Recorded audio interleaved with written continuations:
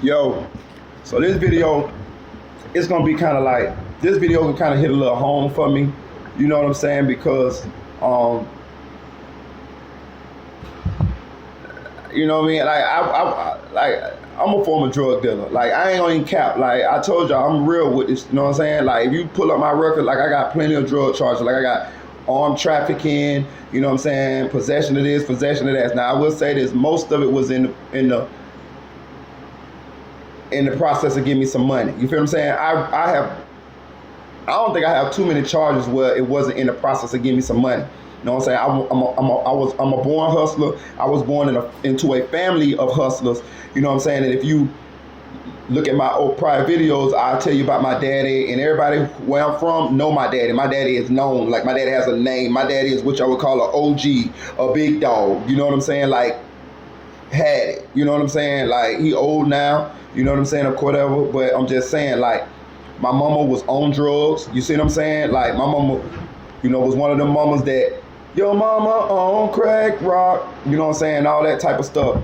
You know what I'm saying? So I seen it firsthand. You know what I'm saying? Like, I was a part of it. You know what I'm saying? I never wanted to do that type of stuff, but it was like where I was born into, and I was poor. You know what I mean? I didn't have much. I used to get tired of getting picked at going to school having the same clothes. So, of course, I did what I saw other people was doing in order to get money. And I'm talking about, this is like 10, 11, 12 years old, when you're too young to get a job. You see what I'm saying? So, this is the life that I had for a long time, that I'm very versed in. You see what I'm saying? And this video is about, this video is about Coolio. You know what I'm saying?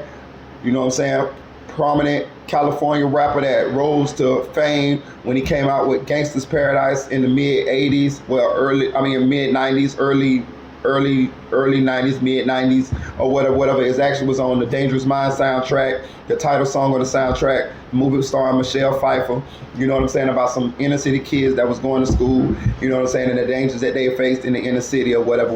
It's called Gangsta's Paradise. You know what I'm saying? For all y'all that's a little too young, it was a big movie back then, and Coolio had the title song of that, and he rose to fame from that. You know what I'm saying? And we all know Coolio died in September.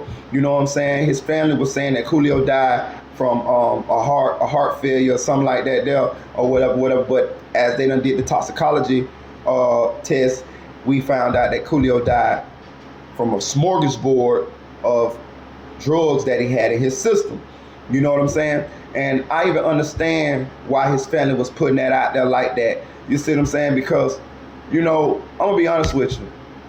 I've seen families deal with this type of thing this way. I had a partner that passed, and his family was saying that he died, same thing like Coolio, like a heart attack. But as we all know, as days go, as the weeks go, the truth comes out. And he died from similar situation as Coolio. And the guy was a successful guy. You look at him, he had a lot going on for us. A very smart guy, very business-minded guy. You know what I'm saying? Wasn't a broke guy at all. But he indulged behind closed doors, and he did a little stuff. And then with that fentanyl, you know what I'm saying? That Fendi boy, that stuff is taking a lot of us out nowadays. You know what I'm saying? And a lot of people are using it. You know what I'm saying? So with this video, I just want to shed a little light on drug addiction, drug use. I know y'all all done heard this story before. You know what I'm saying? I know a lot of people don't want to hear this. A lot of people don't want to listen to this.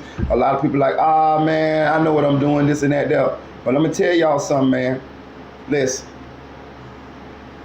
Those hard drugs, and when I'm talking about those hard drugs are taking people out nowadays. They even got some stuff called trank now.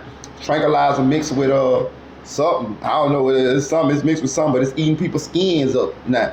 You know what I'm saying? The Molly is real bad. You see what I'm saying? People going crazy, having depression, getting chemical imbalances because of these things, man. Listen, let me tell you something. I just want y'all to understand this. It's really no crackheads no more. The new crackheads is the synthetic drug users. Is the perks, fentanyl, meth, Molly. Those are the new crackheads. I watched the crack epidemic firsthand.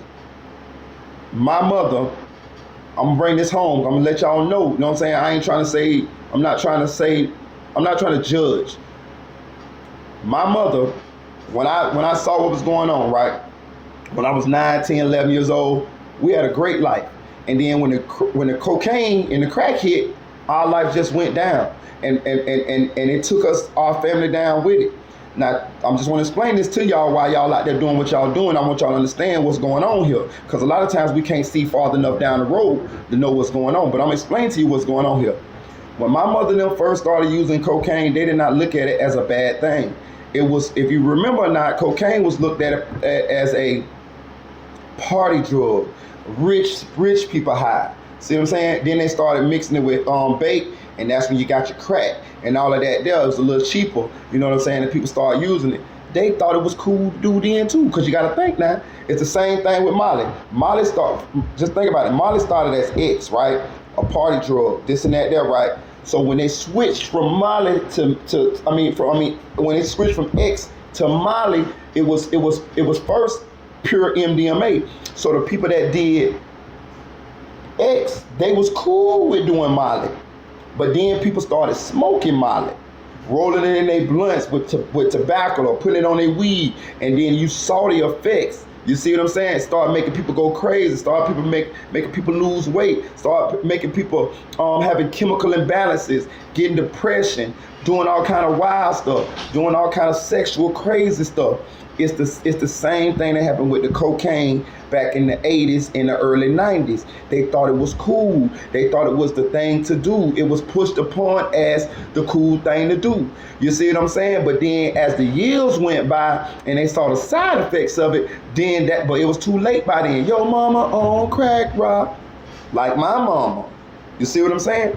So I'm just trying to explain to y'all young people or the people that's out there still doing that what is lead to down this rabbit hole.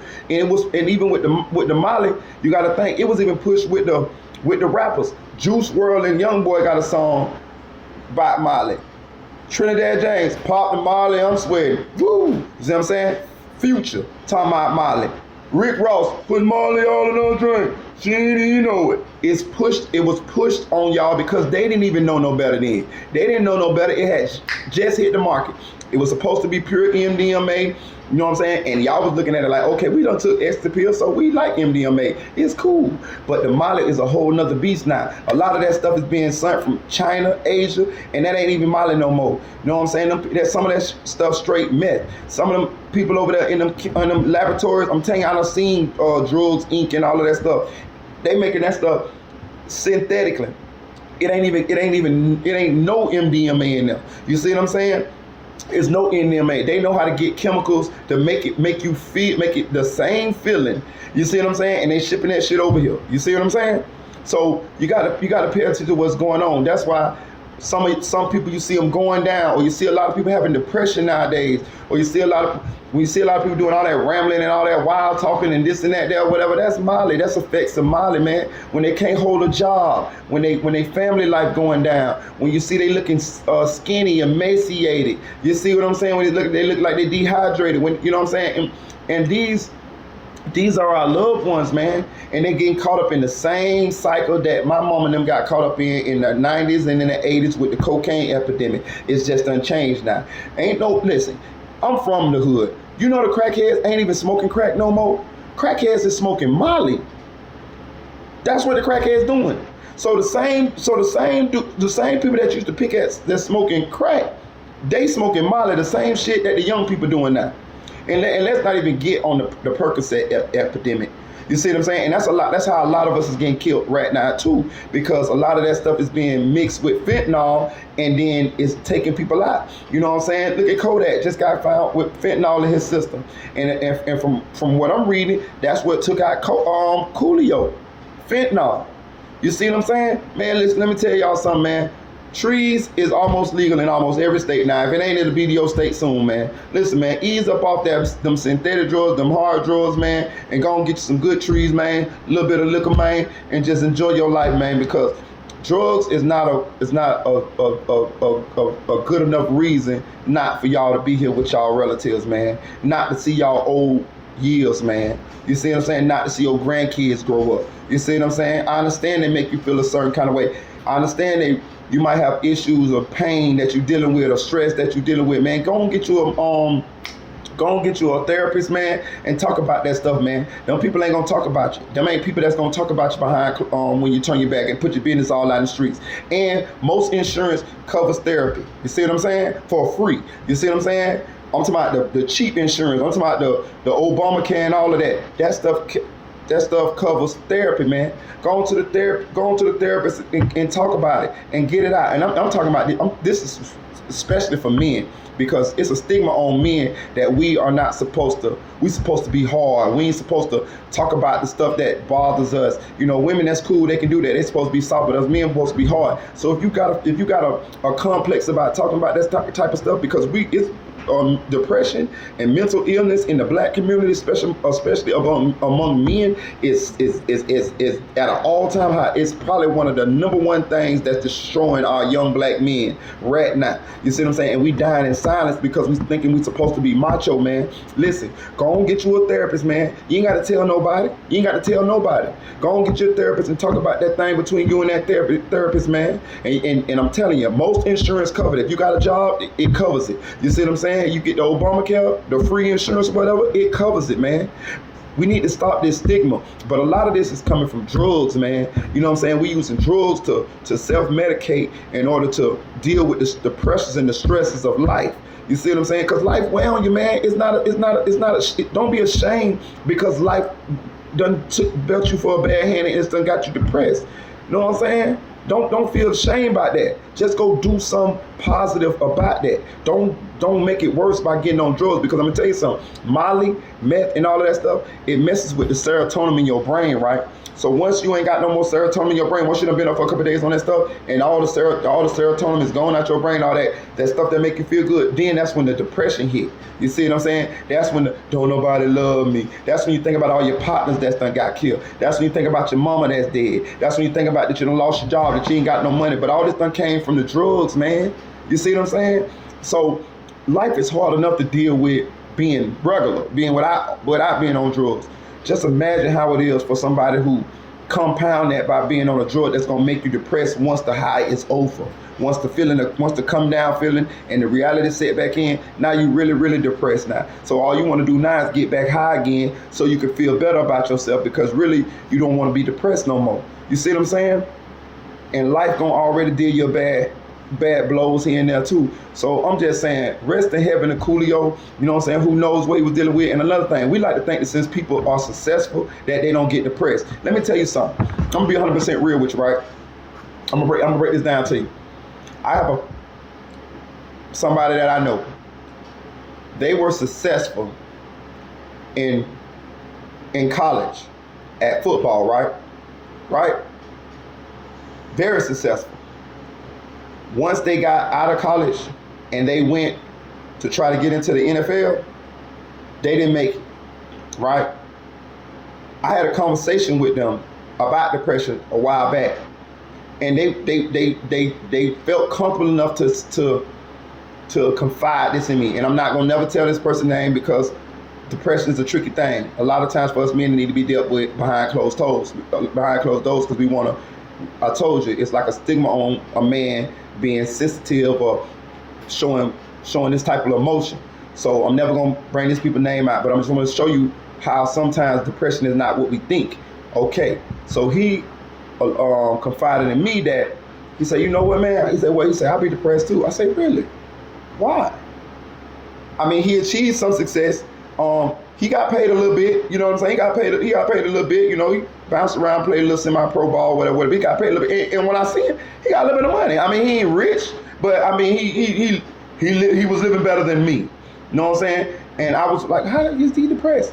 He said that because people still look at him, and we know he was good enough to make it in the league. People still look at him like, why you ain't making?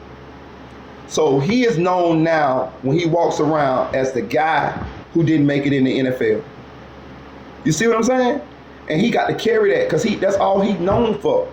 You know what I'm saying? That's all he was. Well, he reinvented himself. Now he finding something that he can hang his hat on. And I let him know. I say, football is what you do. It wasn't not who you are. You know what I'm saying? So you got a lot of other God-given abilities, God-given talents that I want to see you apply and do and achieve something, achieve success, whatever it is that makes you happy. But I let him know that you didn't have to just, you're not just the guy who played football, who didn't play football. You my friend. You somebody that is somebody without football. But he was battling, and still probably is, because depression comes and goes. He was somebody that was battling with depression because every time he turned around and people notice him, you know what I'm saying? They're like, hey, bro, what? And they want to talk about football with him. And then he got to talk about that. But at the same time, he got to relive that he didn't make it inside his head. Now, he probably put on a good face in front of us when we talk with people, when they talk to him about football. But in his mind, he like, I don't want to talk about this shit no more. I really wish I wasn't even known for this so I could walk around like a regular person. That's a form of depression. So successful people have depression too. Robin Williams, one of the most happy, funniest people in the world. He had depression. See what I'm saying? And I'm going to tell you another thing too. A lot of times the most happiest people, the people that always making you laugh, the people that's always seem joyful, those are the people that battle with the most depression. A lot of times that is just a defense mechanism. That's just a facade that they put on so people don't know they're depressed, and also and they try to make other people not sad. You see what I'm saying? So it's their way of, I know how I feel inside. I don't want you to ever feel like that way. So I'm gonna try to make you happy. But inside they still not happy. They still dealing with the depression that they have. So they just trying to give, you know what I'm saying? Because they don't want nobody to feel like they feel. But inside they depressed too. So a lot of times you can't tell who depressed. You know what I'm saying? A lot of times it's the happy people in life. The people that's always cracking the jokes. The people that's always making you laugh. And then next thing you know, they done killed themselves for something. You're like, dang, why they did all that?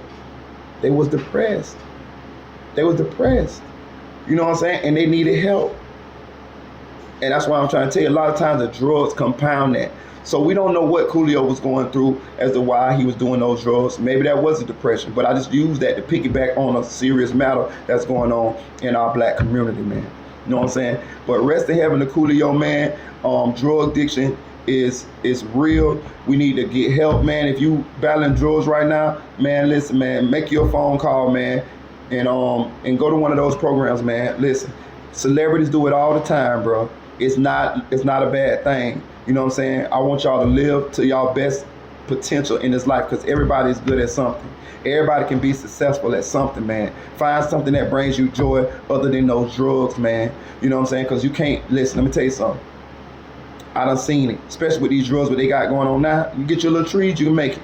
You know what I'm saying? You know what I mean? Little, get your little taste of something, you can make it. But these drugs that they got doing now, listen, man, you can't be who you could be if you doing those drugs, man. I'm just being real with you. So stop thinking you smarter than everybody. Stop thinking you got this. You don't got this. The drugs got you, man. And eventually you gonna see. You see what I'm saying? Like, share, subscribe, comment to this channel, man. Chill.